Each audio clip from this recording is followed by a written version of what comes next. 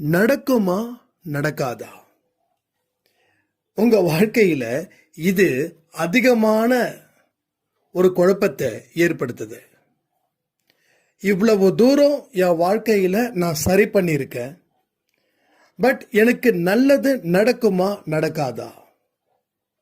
இந்த கேள்விகளை நீங்க திரும்ப திரும்ப எழுப்பும் போது நீங்க என்னதான் இதற்கு பின்னாடி பல வேலைகள் பார்த்தாலும் அது நடக்காமலே போயிடும். நடக்கும் என்று நம்பி ஒரு விஷயத்தை செய்யுங்க, அது பலம் வாய்ந்ததா மாறும்.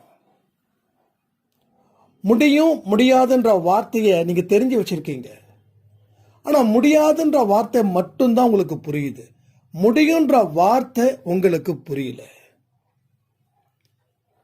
உங்க முயற்சி, உங்க நம்பிக்கை, உங்க கடவுள் பக்தி, இது எல்லாமே பெரிய லெவல்ல இருந்துருச்சுன்னா நீங்களும் பெரிய ஆளாதான் இருப்பீங்கன்றத மறக்காதீங்க.